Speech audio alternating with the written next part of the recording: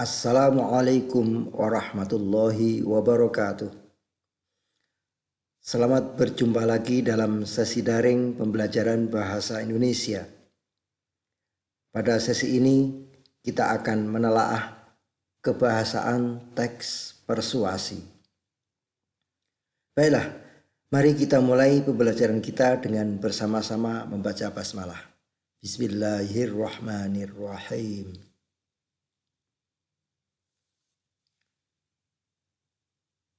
Teks persuasi adalah teks yang berisi bujukan, imbauan, ajakan kepada khalayak untuk berbuat sesuatu.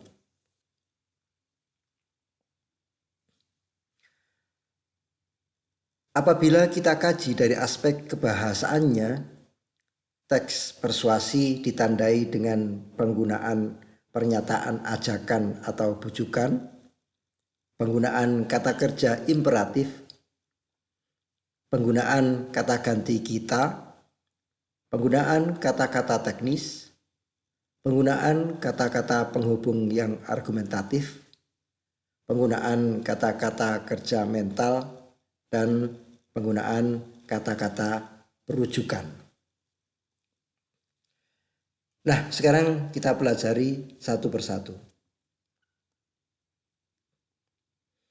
Yang pertama, teks persuasi menggunakan pernyataan yang mengandung ajakan, dorongan, bujukan, atau rayuan.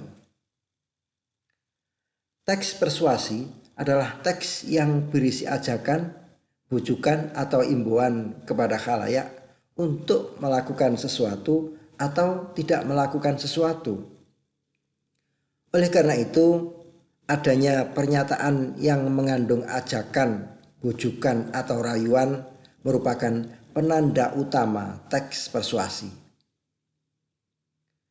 Pernyataan ajakan bisa menggunakan kata-kata marilah, jangan, penting sekali, sepantasnya, harus, atau wajib. Yang kedua, teks persuasi menggunakan kata kerja imperatif. Penggunaan kata kerja imperatif atau kata kerja perintah juga menjadi penanda utama teks persuasi. Kata kerja imperatif ini dibentuk dengan menggunakan akhiran i atau akhiran kan. Penggunaan akhiran i dan akhiran kan sering dikombinasikan dengan partikel lah. Misalnya, cintailah, lindungilah, kembalikan, jadikanlah, bangkitlah, dan kobarkan.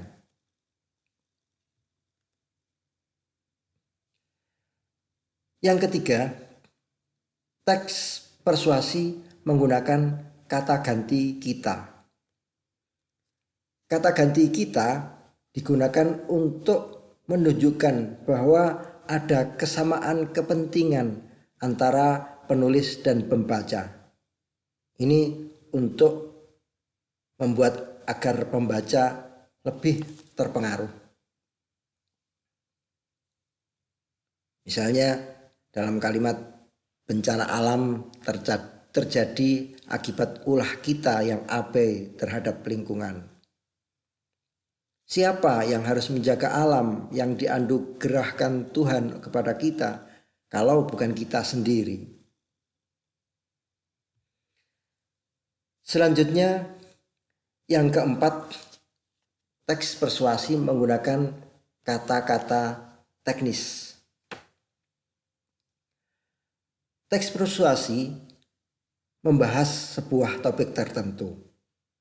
Oleh karena itu, dalam teks persuasi digunakan kata-kata teknis atau peristilahan yang berkenaan dengan topik yang dibahas. Misalnya, dalam topik teknologi informasi digunakan kata-kata konten, diunggah, atau situs.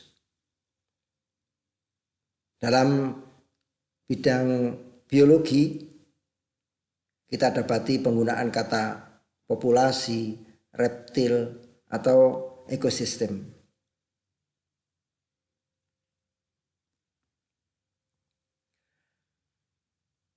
Yang kelima,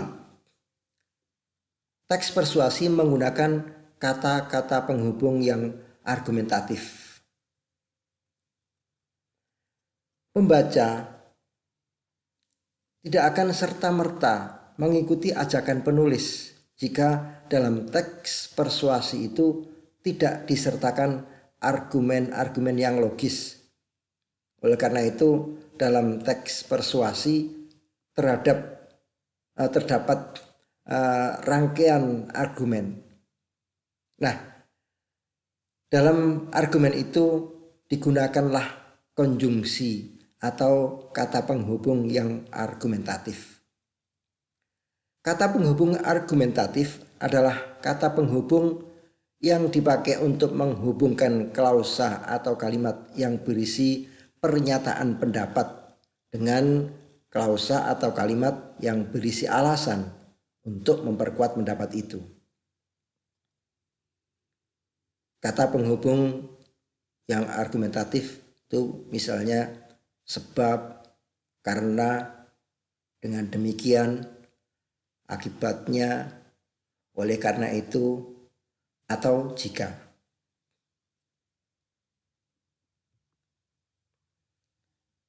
Yang keenam,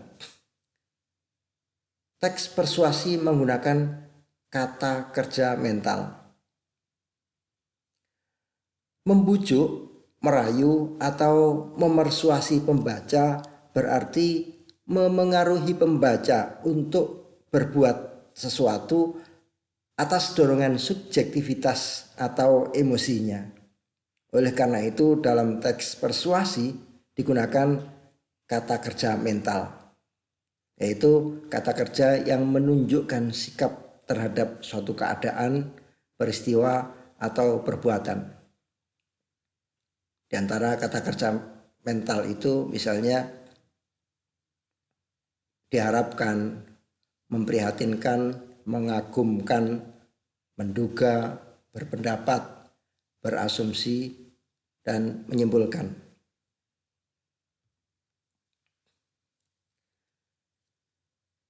Yang terakhir,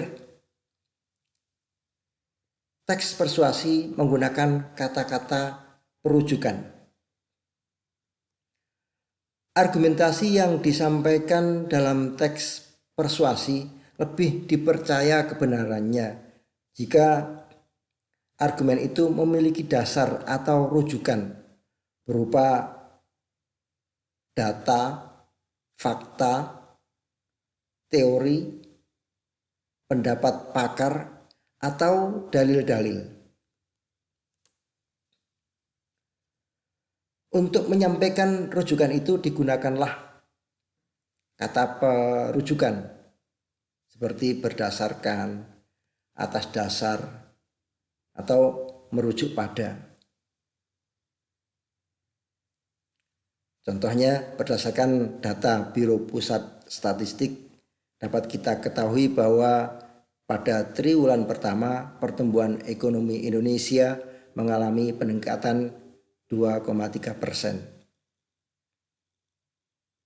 Contoh lain, gagasan ini saya sampaikan dengan merujuk pada teori relativitas yang dikemukakan Albert Einstein.